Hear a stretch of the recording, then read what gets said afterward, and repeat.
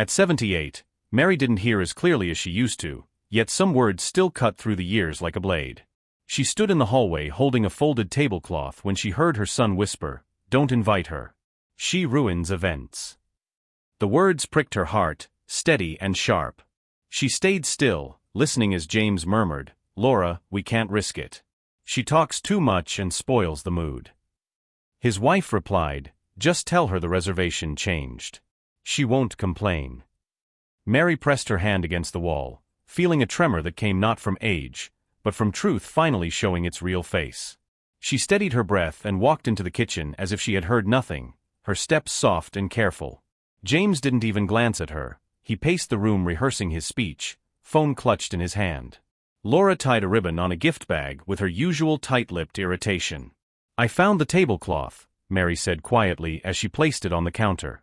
James gave her a quick, distracted "Thanks, Mom," without looking up. Laura only nodded once and kept working. The silence between them sat heavy, full of meaning none of them dared to speak aloud.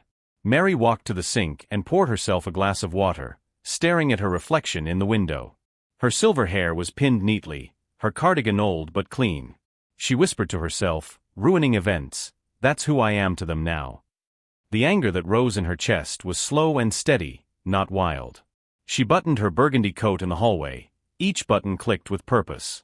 "If they don't want me there," she murmured, lifting her chin, "then too bad. I'm going anyway." Outside, the cool afternoon air wrapped around her like a quiet blessing. She walked down the street, her steps slow but firm, each one carrying a lifetime of swallowed words. "They forget age doesn't make a woman blind," she said under her breath. The restaurant lay ahead, glowing with warm lights and laughter she wasn't meant to hear. But Mary kept walking, the truth tucked inside her heart like a secret blade. "They think I won't show up," she said softly. "They think I'll stay silent forever." When she reached her home again, she headed straight to her bedroom and opened her old cedar wardrobe. Dresses from decades of family events hung quietly inside, each one holding a memory she didn't ask for. James once told her the blue dress made her look old. Laura said the green one was too bright. But Mary reached for a charcoal dress with simple, confident lines. "Yes," she whispered to the fabric, "you'll do." She laid it on the bed, ready to enter the night not as a forgotten mother, but as a woman reclaiming her place. Mary opened the small drawer beside her bed and took out a velvet box. Inside lay the silver brooch her late husband, David, had given her on their 20th anniversary. She held it gently, hearing his old voice in her memory saying, "You deserve things that last." She pinned the brooch on the charcoal dress and whispered, "Thank you, David. I'll carry myself well tonight." She placed the dress over her arm and walked to the bathroom. As she looked into the mirror, she murmured, "They may pretend I'm invisible, but I'm not gone yet." She applied light makeup, not to impress anyone, but to remind herself she still mattered. On the vanity sat a brown leather folder she had brought from her lawyer's office 2 days earlier. She touched it gently, remembering the lawyer's voice saying, "You have every right to decide your future." Mary whispered, "I hadn't planned to use this tonight." But standing in the quiet bathroom, she realized something inside her had already shifted. "Maybe tonight is the night," she breathed. She placed the folder beside her handbag and nodded at her reflection. The house felt strangely calm as she stepped into the hallway again. She looked at the clock on the wall, hearing its steady ticking like a heartbeat. "They're getting dressed now," she said softly. "Fixing ties, laughing, planning a celebration without me." Her voice didn't shake. Instead, it held a clear strength she hadn't felt in years. She slipped into the charcoal dress, fastening the last button with steady fingers. The brooch caught a sliver of light, glowing faintly. "Tonight is not for softness," she whispered. "Tonight is for truth." Mary put on her coat but left it unbuttoned as she looked in the mirror by the door. "You've lived a full life," she whispered to her reflection. "You've worked hard, loved deeply, and swallowed too many hurts." She lifted her chin slightly. "But not tonight." She picked up her handbag, the leather warm from her touch, and held the folder close. As she turned off the lights, she said softly, "I'm going to sit at a table they thought I didn't deserve." Then she stepped outside, letting the cool evening air wash over her. The street ahead felt long, familiar, and different all at once. Mary walked slowly, each step deliberate, each breath calm. The folder pressed against her hip as a reminder of decisions she had already made. Clara still sees me, she murmured, thinking of her granddaughter's gentle eyes. But James, when did he stop? She passed her old workshop and paused at the window, seeing the dusty tools inside. I'll close you soon, she whispered to the room that had held her memories. Then she turned back to the road. Tonight, I walk toward myself. Mary continued down the street until she reached the busier part of town. Evening lights shimmered on the ground, and people hurried past her without noticing her at all. She whispered, "People see what they want to see." A group laughed loudly near a cafe, and the sound reminded her of how her family laughed without her. She steadied her steps. "Let them laugh," she murmured. "I'm not walking into that restaurant to beg. I'm walking there to be seen." The folder in her handbag shifted slightly, as if agreeing with her. When she stopped at the corner, she could see the restaurant ahead glowing like a jewel, warm lights, tall windows, soft music. She whispered, "They think this place is too fine for me." A young couple stepped out of a car, laughing as they brushed dust off each other. Mary watched them with a soft smile. "Enjoy your evening," she said under her breath. Then she crossed the street slowly and gracefully. "At 78, she murmured, "you don't run. You just arrive exactly when you mean to." Through the window, Mary saw James standing near the long table, smiling too wide, performing charm like an actor on a stage.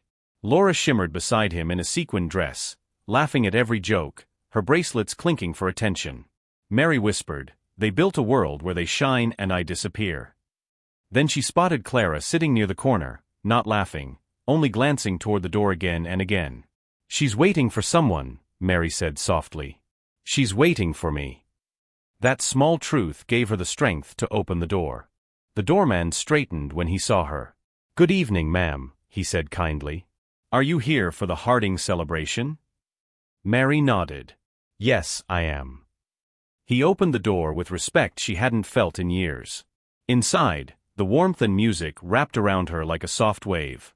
A young hostess approached. "Name, please?" she asked. Mary answered calmly, "Mary Harding." The hostess blinked with recognition. "Oh yes, right this way." Before leading her in, she asked, "Should I announce you?" Mary shook her head. "No, dear. I don't need an announcement." The moment the doors opened, the room fell into a soft, surprised silence. Not the kind that gasps. The kind that pulls every conversation shut like a curtain. James's laughter stopped mid-sound, his face tightening. Laura froze with her wine glass halfway lifted. Guests turned, curious and unsure. Only Clara's expression changed into something warm and relieved. She mouthed, "Grandma," with a tender smile. Mary gave a small nod. A waiter approached gently and said, "May I take your coat?" She smiled. "Yes, thank you," and let him remove it with care. As Mary stood in the center of the room, the restaurant manager approached her.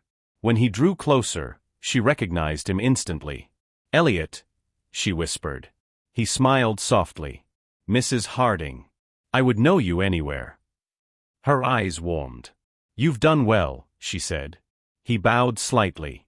"I owe part of that to you. You taught me that good work lasts."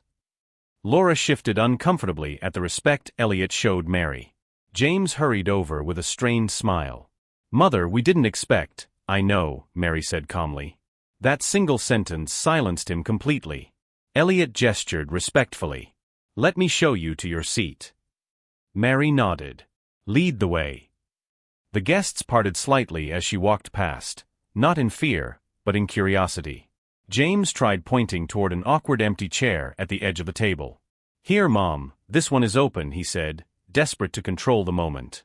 But Clara stood up quickly. "Grandma, sit next to me," she said softly, pulling out her own chair. Mary touched her granddaughter's hand. "Thank you, dear." Clara squeezed her fingers gently. "I'm glad you're here." Dinner resumed, but the air around the table had shifted. Whispers floated like small waves. Donna, a woman Mary remembered from James's office events, leaned in and said quietly, "It's lovely to see you here, Mary." Mary smiled politely. "They weren't expecting me." Donna raised her eyebrows. "I can imagine." Mary sipped her water calmly. Meanwhile, Laura whispered sharply to James, "Control this. Your mother is ruining everything." Mary heard every word. She placed her glass down softly. "It seems," she said calmly to the table, "that I ruin many things these days." The waiter brought out the next course, placing Mary's plate gently before her as if offering respect itself. Clara leaned closer. "Grandma, you're shaking," she whispered. "No, dear," Mary said quietly. "I'm only thinking." Her handbag brushed her hip again, reminding her of the folder. "Some truths need a table," she whispered to herself. Donna watched her with quiet understanding.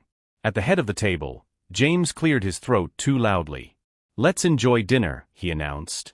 But his voice wavered. Celebration cannot be ordered into the room when truth is already sitting there. Mary lifted her handbag and placed the leather folder on the table. The movement was small but powerful. Donna noticed first, straightening slightly. James's fork froze in midair. Laura stiffened as if bracing for a storm. Clara whispered, "Grandma?" Mary touched her hand gently. "It's all right, dear." Then she said aloud, "I have a few things to share." James leaned forward sharply. "Mother, this isn't the time." Mary looked at him calmly. "It's exactly the time." She unfastened the folder slowly. Truth had arrived, and the room felt it. Mary lifted the first document gently, letting the paper catch the warm light. She didn't raise her voice. She didn't hurry. "This," she said calmly, "is the revocation of financial power of attorney." James blinked rapidly, his face draining of color. "What?" he whispered. "Mother, you asked me to handle your finances." Mary shook her head. "No, James. You offered, and I allowed it." A soft murmur moved through the table. Laura leaned forward, whispering fiercely, "Mary, put that away." Mary didn't look at her. "No," she said. "I'm done putting myself away." She placed the first document down and lifted the second. "This paper," she continued, "removes your name from my house and the workshop." James's mouth fell open. "You can't just, Mother, I worked hard to manage those things." Mary's voice remained calm. "You managed them for your benefit, not mine." Laura's voice sharpened. "You're humiliating us." Mary turned slightly toward her. "No, Laura. I'm finally speaking." Guests shifted, pretending not to stare, but unable to look away. Clara whispered, "Grandma, are you sure?" Mary nodded softly. "Completely." Then Mary lifted the third document, the one thinner but heavier in meaning. "This," she said gently, "creates a trust for someone who has never treated me like a burden." Clara's breath caught. "Grandma, no, I didn't ask for anything." Mary touched her hand. "I know. That's why you deserve it." James's voice cracked. "Everything? You gave everything to her." Mary looked at him quietly. "I gave what is mine to someone who sees me." Laura gasped. "This is revenge." Mary shook her head. "No. Revenge shouts. Truth is quiet." James stood up too fast, his chair scraping loudly. "Mother, you blindsided us," he snapped. "You didn't warn me. You didn't let me explain." Mary folded her hands calmly. "I listened to your explanations for years. They never changed anything." Laura rose too, her voice trembling with anger. "You're embarrassing this family." Mary looked at her. "I didn't embarrass this family. The family embarrassed itself when it whispered that an old woman wasn't welcome." Clara's hand tightened around Mary's. "She's right," Clara said softly. "She's been right for a long time." The room grew quiet, filled with a heavy stillness that even the music couldn't soften. James ran his hand through his hair in frustration. "You're cutting us out of your life," he whispered. "Just like that." Mary shook her head. "No, James. You cut me out first. I'm only acknowledging it." His breath hitched with disbelief. Laura pointed at Mary's documents. "You did all this behind our backs." Mary replied calmly, "Some decisions must be made without the people who history has proven unkind." Donna, watching closely, nodded in solemn agreement. Clara stood at last, her voice trembling but clear. "Dad," she said, "you lied to her. You hid the celebration. You told her she ruins events." James froze, his face tightening with guilt he wasn't prepared to show. "Clara, stay out of this," he muttered. Clara shook her head. "No. I won't." Mary touched her granddaughter's arm gently. "Dear, sit. You don't have to fight for me." Clara whispered, "Someone should have done it sooner." Mary looked at her with quiet pride. "And you did." James leaned forward, lowering his voice as if secrecy could save him. "Mother, you can't walk away from us." Mary's eyes softened, not with forgiveness, but with final understanding. "James, I walked away long ago. You just never noticed." His shoulders slumped. Laura muttered, "She's destroying the night." Mary sighed gently. "No, Laura. I revealed the truth of it." A few guests looked down at their plates, unsure whether to stay or leave. But Mary wasn't shaken. She had waited too many years to stand this firmly. She stood slowly, hands steady. Clara rose beside her. "Where are you going?" James asked, panic rising in his voice. "Home," Mary said simply. "There's nothing more to say here." Laura's voice cracked. "You're walking out like this." Mary put on her coat with calm dignity. Walking in was the important part. Walking out is just the ending. Clara whispered, "Let me drive you." Mary shook her head gently. "Stay, dear. You've done enough." Clara hesitated, then sat slowly, her eyes filled with love and anger she could no longer silence. Elliot appeared near the door as Mary stepped away from the table. "Mrs. Harding," he said softly, "allow me." He walked beside her, not leading, but honoring the moment. At the entrance he whispered, "You carried yourself with dignity." Mary gave a small smile. "Dignity is something people cannot take unless you give it away." "Then you never lost it," he replied. He opened the door for her. Cool night air swept in, honest and cleansing. Mary stepped out, leaving behind the warm lights and the heavy, broken celebration. Rain began to fall in a soft mist as she crossed the parking area. It kissed her cheeks gently, as if blessing her courage. She whispered, "Some endings don't hurt. Some endings free you." A few cars passed, their headlights gliding over her coat. She clutched her handbag lightly, the documents inside now feeling like completion rather than weapons. She walked toward the street with slow, steady steps. "They thought age made me small," she murmured. "But age taught me to stand." And with that, she headed home, calm, sure, unbroken.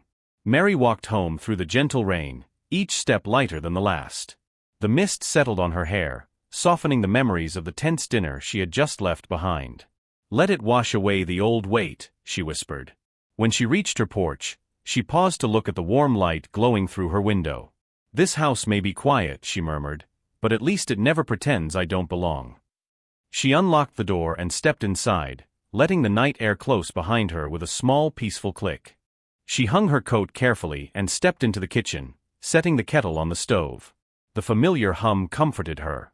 She leaned on the counter and breathed deeply. "I didn't plan to change anything tonight," she whispered. "But some nights decide for you." When the kettle whistled, she poured herself a cup of tea and carried it to the small table by the window. Rain streaked down the glass in thin silver lines. Mary cupped the warm mug in her hands and whispered, "I didn't lose anything tonight. I claimed something." Her gaze drifted to the leather folder resting on the shelf. It no longer felt like a secret. It felt like closure. She reached for her phone and dialed her lawyer. "Yes," she said calmly when the woman answered. "Go ahead with the sale of the workshop." The lawyer asked gently, "Are you sure?" Mary nodded even though no one could see it. "Yes. It's time for something new." She ended the call with a soft exhale. "I've spent too many years keeping things alive that were already finished," she murmured. Mary walked to her bedroom and opened her suitcase, still sitting neatly at the foot of the bed. She folded a few more blouses and added a scarf her late husband once said made her look bright. She smiled faintly. "Some memories travel well," she said. She moved slowly around the room, choosing what to carry into her next chapter. She didn't feel rushed. She didn't feel sad. She felt ready. Age had taught her that leaving isn't always loss. Sometimes it's simply the natural next step. When her joints began to ache, she sat on the edge of the bed and looked around the quiet room. The house felt softer tonight, as if it had been waiting for her to breathe differently. "You've held me long enough," she whispered to the walls. "Now it's my turn to move forward." The rain outside slowed to a light tapping, like gentle encouragement. Mary turned off the lamps one by one, letting the shadows settle like old friends taking their seats. "Some goodbyes," she murmured, "don't need tears." She slipped into her nightgown and climbed into bed, the sheets cool against her skin. Sleep came more easily than she expected. No replaying old words, no echo of James's anger, no bitterness weighing down her mind. She simply breathed, slow and steady. "Tonight," she whispered into the dimness, "I stopped apologizing for my own existence." Her eyes closed gently, and for the first time in many years, she drifted into sleep without fear of the morning. Before dawn, she woke to the soft blue-gray stillness of early morning. She listened to the small sounds of the house settling in the cool air. "Good," she whispered. "A clean beginning." She made tea and stood by the window as sunlight slowly warmed the sky.